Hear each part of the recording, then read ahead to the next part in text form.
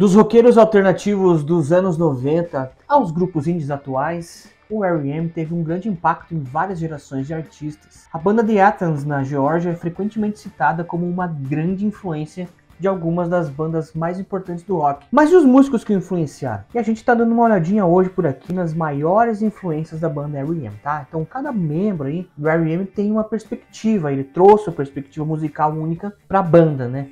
Às vezes seus gostos se uniam. Por exemplo, Michael Stipe e Peter Buck formaram amizade por causa de LPs punk, e todos os quatro caras eram fãs do Velvet Underground.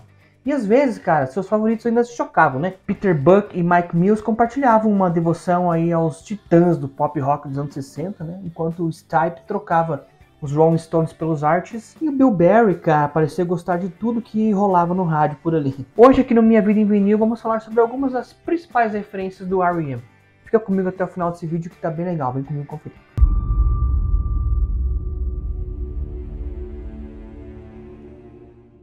Fala pessoal, que é o Brody e hoje a gente vai falar sobre o R.E.M., mas principalmente as várias e variadas também influências de Berry, Buck, Mills e Stipe, e como elas se combinaram para criar algo tão familiar aí, tanto quanto estranho também na música do R.E.M., né? Esse amor que o Buck tinha pelos folk britânicos Nick Drake e Richard Thompson poderia acompanhar aí a fraqueza do Stipe por cantores country, por exemplo, enquanto o Mills procurava em John McVie do Fleetwood Mac uma orientação para como tocar um baixo, né? E o Berry ainda ouvia aí Booker T e MGs para compor toda essa salada musical aí. A primeira inspiração veio de perto de casa. Seria a banda Pylon, né, que era colega de Athens ali, e de universos que pareciam muito distantes da realidade da banda, dos membros da banda, aliás, que seriam os grandes nomes do glam britânico dos anos 70 também, por exemplo. E toda essa mistureba de sons aí, a forma como foi combinado, fizeram o R.E.M. uma das bandas mais interessantes de sua época. De poetas punk a krautrockers, de new wavers a cantores e compositores de lendas da música country a revivalistas do jungle pop. Essas foram as bandas e alguns artistas que deixaram a marca no som da banda. Patti Smith. O guitarrista Peter Buck viu Patti Smith em um show nos anos 70 e isso mudou sua vida literalmente, assim. A poeta punk também causou grande impacto no cantor Michael Stipe, que acredita seu álbum Horses por fazê-lo querer se tornar um músico. E ainda mais tarde, Patti Smith chegou a gravar algumas faixas com o R.E.M., né, incluindo a E-Ball the Letter, e tornou-se amiga aí dos membros da banda, especialmente do Michael Stipe. Television.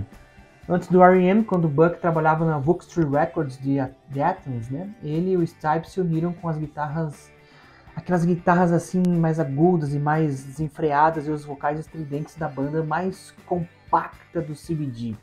Mais tarde o R.E.M. fazia um cover de See No Evil foi um clube bem exclusivo. Assim. Acidentalmente fiz uma assinatura no The Village Voice quando tinha 15 anos e morava em Illinois, disse Michael Stipe a Trouser Press em 1983. Li sobre o que estava acontecendo no CBGBs, comprei os primeiros álbuns do Television e também na Patti Smith, e isso cara, foi uma coisa que me influenciou muito.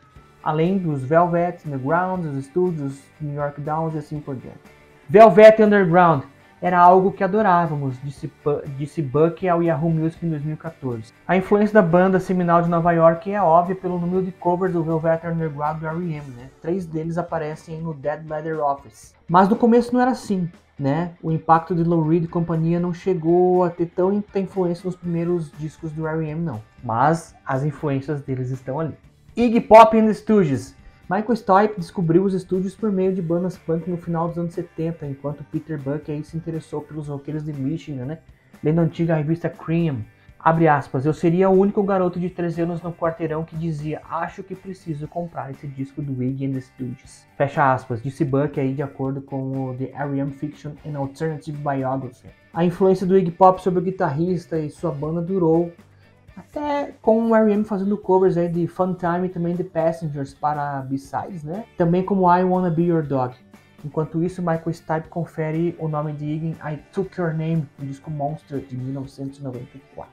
New York Dolls. Stipe ficou meio nostálgico sobre seu vínculo inicial com Buck na loja de discos da Rolling Stone em 2004. Abre aspas, ele diz o seguinte, ó, tínhamos um gosto comum pelo punk, disse Stipe. Ele trabalhava lá e escondia as coisas realmente boas, como uma cópia de $2 do primeiro álbum do New York Dolls. E eu encontrava todos esses discos, e foi assim que a gente começou a conversar em 1979. Décadas depois, Stipe aparecia como vocalista convidado do disco de reunião dos New York Dolls em 2006. Além disso, cara, há muitas bandas adicionais assim no CB GBs, né? Após esse primeiro namoro do Stipe aí com essa cena musical de Nova York, por meio aí da Village Voice, né? Ele mudou aí então, começou a ler o Cream, começou a ler o Roxine e tava entendendo o que tava rolando nos CB GBs aí, como Ramones, Talking Heads, o próprio Television, Blonde, né? E o vocalista também disse que os Ramones eram a banda favorita de Mike Mills nos primeiros tempos de banda ali de R.E.M., né? Isso foi importante para a construção do baixo do Mike Mills durante toda a história aí do R.E.M. Big Star. E se os Ramones podem ter sido favoritos de Mills nos anos 80, né? O Big Star pode ser a sua banda favorita dos últimos tempos, enfim. Peter começou a tocar esses discos quando estávamos juntos em 79, de Mike Mills and The Guardian em 2016. Eu tinha ouvido os 2 primeiros discos e apenas pensei que eles eram perfeitos.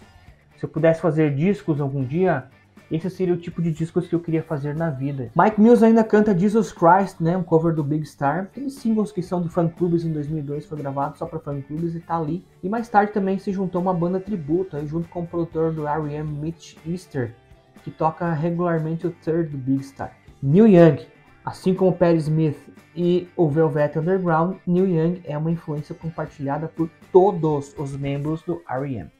Os meninos até planejaram fazer um disco com o Shakey nos anos 80, embora ficou meio assim, a gravadora não rolou. Peter Buck acredita Neil Young, né, o impacto de seus solos e também nas afinações, isso muito devido ao After the Gold Root, primeiro disco que ele ouviu aí. E ele admite que foi com ele que ele aprendeu essa afinação mais abaixo, né, uma afinação em Ré, esse baixo acorde e tal. E ele diz que tem muita consideração por Neil Young, né, além disso, Neil Young também se juntou ao R.E.M. no palco algumas vezes para alguns encontros memoráveis. Leonard Cohen, outra influência nas letras de Michael Stipe é Leonard Cohen. World Leader Pretend é uma homenagem a Leonard Cohen, usando termos militares para descrever uma batalha interna, disse Michael Stipe a Rolling Stone em 2008. O R.E.M. cortou o som e a frase da lenda canadense Suzanne para a música Hope and Up e fez um cover de First We Take Manhattan para um álbum tributo nos anos 90. Nick Drake. Supostamente o R.E.M. trabalhou com o produtor Joe Boyd no terceiro LP da banda, Fables of the Reconstruction, porque Buck amava Pink Moon, cara, de Nick Drake, ao qual Boyd havia produzido nos anos 70. Havia algo para mim como um adolescente crescendo na Geórgia incrivelmente sofisticado sobre Drake, disse Buck do Independente. Aquele som meio barroco, aquele violão, aquela voz frágil.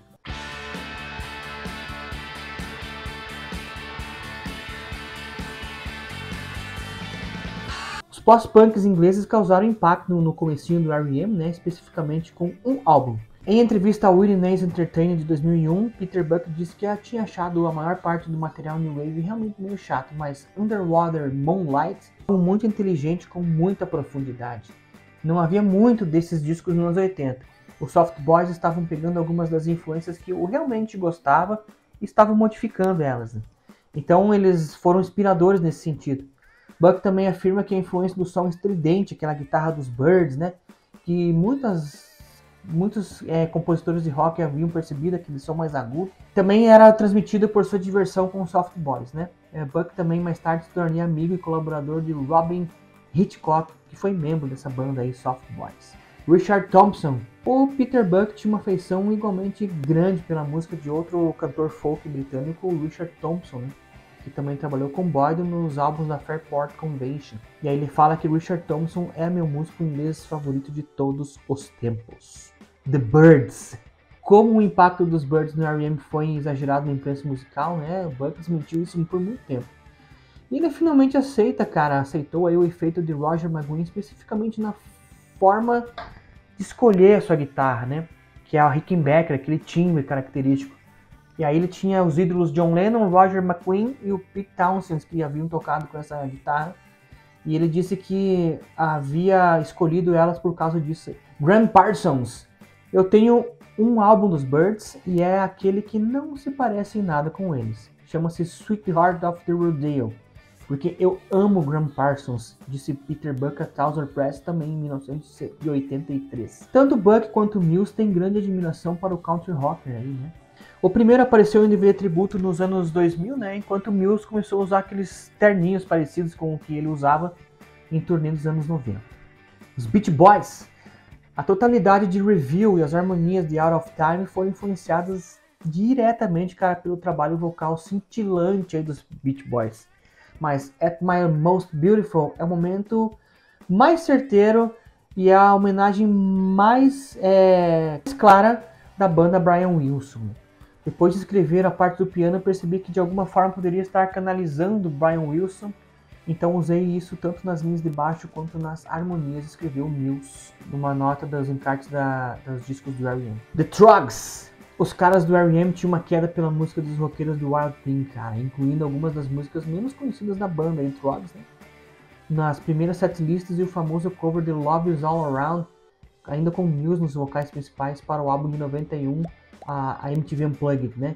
Esse aceno chamou a atenção da banda dos anos 60 que conseguiu trabalhar com R.E.M., exceto Stipe em seu álbum de 92, Athens and Dover. The Band. Enquanto o R.E.M. foi rápido em minimizar a impressão dos Byrds sobre a banda, eles ficaram emocionados ao serem comparados a The Band em termos de suas reviravoltas compartilhadas, usar esses termos mais de mitologia solista, né? E aí, cara, enquanto o R.E.M. estava gravando Out of Time em Woodstock, lá em Nova York, o Mike Mills chegou a tocar com alguns membros da The Band. Bob Dylan. Like a Rolling Stone é uma das melhores canções já escritas de Stipe MTV. Eu sempre fico ouvindo, cantando ele no chuveiro. Ponto, não precisa falar mais nada, né? Jimmy Webb e Glenn Campbell.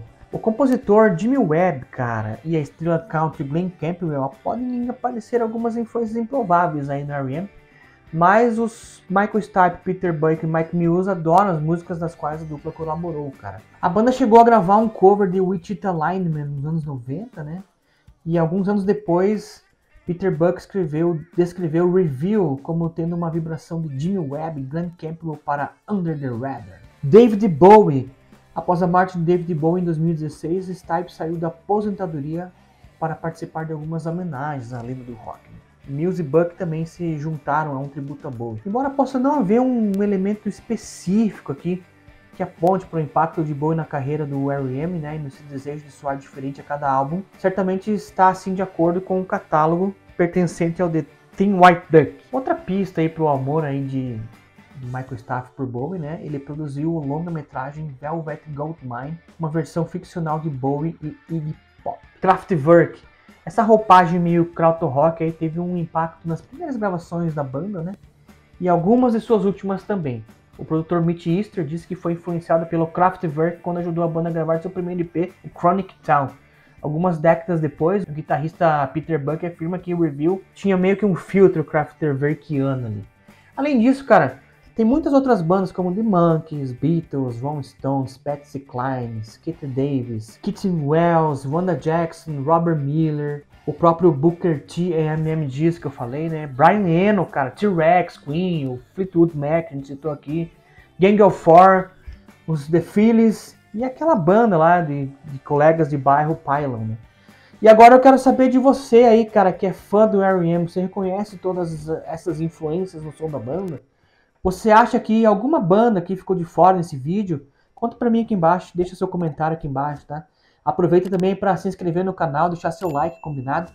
Esse foi o nosso vídeo de hoje, cara, para falar sobre as influências do R.E.M., uma banda que a gente ama de paixão, cara. Muito obrigado a você que tem curtido Minha Vida em Vinil, de coração, eu agradeço. Um beijo, a gente se encontra no próximo vídeo. Valeu!